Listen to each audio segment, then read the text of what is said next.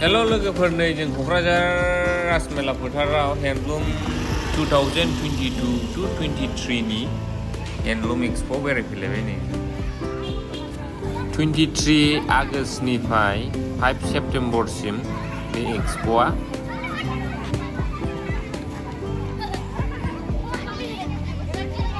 नैबे जाहैबाय VIP room, नैबे गोथां बेनार नुनाया।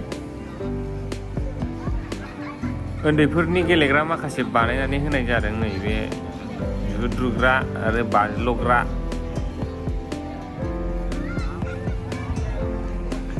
नैबे फांसन जाग्रा स्टेज आरो नैबेजों लोगोसे नांजाबनाय दंबावो पपकर्न आरो एगरल मोनग्रा दखान।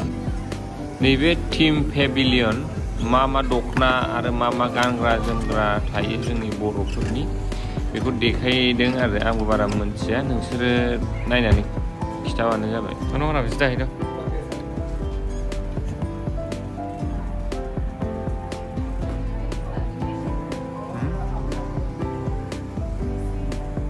मा दखना होनोथाय बेफोरखौ।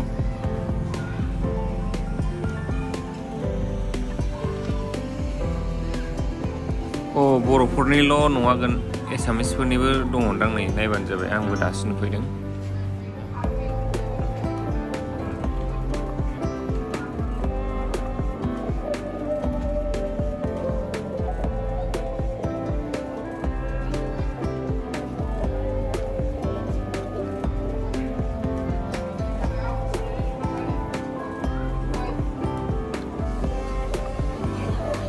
गुवार नुयोना बेनिफ्राय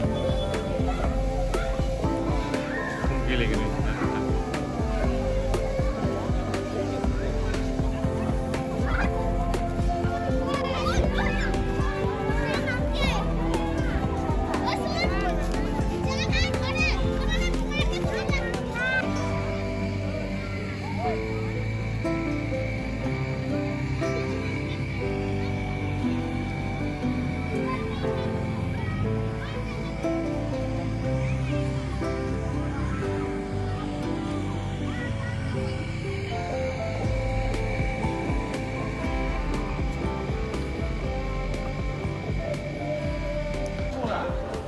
नै माखासे दखानफोरनि नाम: बर'सा हेन्डलुम, गौरांग राजबंशी, अपर्णा साहा दास, रीना बर', बेफोरनो आरो मेरला दंबावो, बाक्सानि, वेस्ट बेंगलनि मेरला जायगानि फैयो।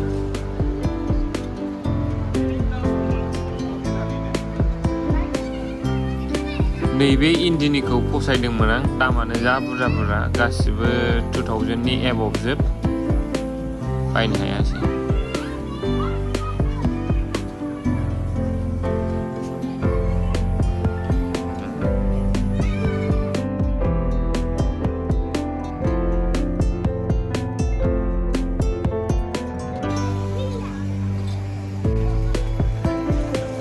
आङो दखाननि नामफोरखौ बारा देखायनाय जायाखै, ओरैनो मा दं मा गैया बेखौल' जास्ट देखायदां, मडेलफोरखौ, बानायनाय स्टाइलफोरखौ।